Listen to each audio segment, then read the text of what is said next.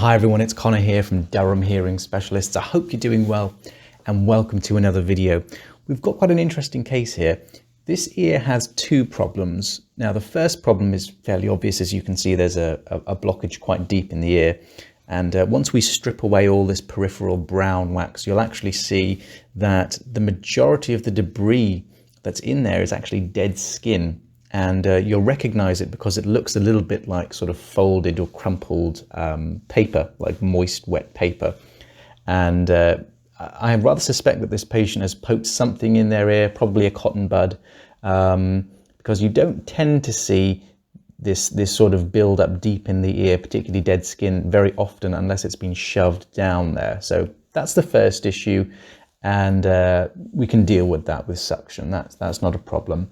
The second issue, and you'll see that right at the end of the video, is that the patient has what we call a retraction pocket. Now it's not a large one, it's not a dangerous one, it's just a very small one that we just need to keep our eye on.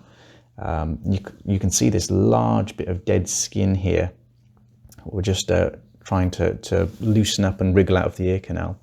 But a retraction pocket is essentially an area of the eardrum, usually the upper region where it's nice and floppy, where the part of the eardrum has been sucked backwards.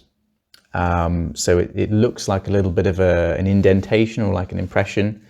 And I'll mark it with an arrow so you can see it. But this little pocket here is sucked backwards. And the reason it's an issue is that if it's sucked backwards too much or it's there too long, then you'll get a buildup of dead skin forming in that pocket where the dead skin goes in and it can't get out again, essentially.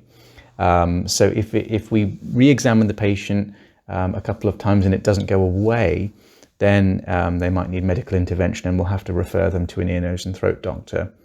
But there's the eardrum back there, nice disc of grey skin, and right there is the little pocket. So we're going to follow this patient up, we're going to have a look at it and take action if needed. But at the moment, this is a pretty good outcome for the patient now that their ear is unblocked.